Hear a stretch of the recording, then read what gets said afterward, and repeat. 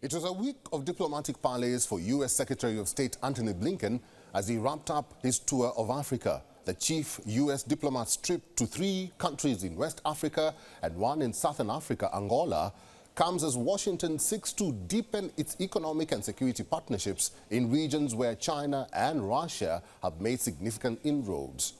Here's a report. His first stop of his multi-nation African tour was in Cape Verde, where US Secretary of State Antony Blinken met the West African island nation's Prime Minister Luiz Correa Silva. The Biden administration seeks to demonstrate that the US is a key partner in a region where China and Russia are exerting considerable influence.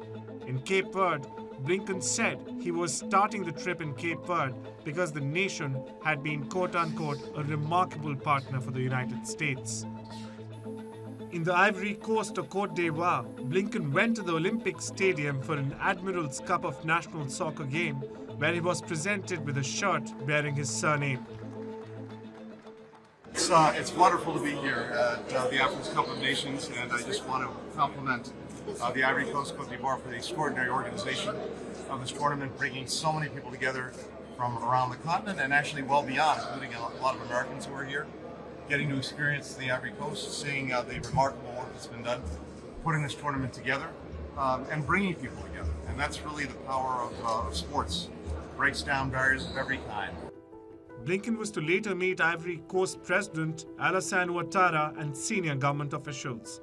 According to a statement from his office, discussions focused on shared priorities of strengthening democracy, expanding trade, and improving local and regional security. The leader landed in Abuja, Nigeria, on his 3rd leg of the Africa visit. While in Nigeria, he met the President Bola Tinubu, then flew to Lagos, where he attended a digital technology showcase and cut a ribbon at the grand opening of American Corner Lekki. He also visited the Nike Center for Art and Culture, where Blinken pitched the United States as a better security partner for Africa in place of Russia's Wagner mercenary group, that he accused of exploiting coup-hit and conflict-hit nations in the continental Sahel region. Blinken's final stop was Angola. Blinken and President João Lourenço and Luada discussed the conflict between Rwanda and the DRC. He stressed his continued efforts to de-escalate tensions and hailed Angola's participation in the Artemis Accords, a blueprint for space exploration cooperation among nations participating in NASA's lunar exploration plans. I'm here in Angola and here in Africa as part of this 4-country trip because we see America's future and Africa's future as joined. Our peoples are joined, our prosperity and success in the future is linked. Blinken's Africa trip comes as the United States is increasingly nervous about its relationships on the continent, particularly after coups last year in Niger and Gabon, and escalating unrest in Sudan and the Democratic Republic of Congo. In addition, the US and China are in a battle for influence throughout Africa. The topic will likely top his agenda in Angola, which China has targeted for significant investment.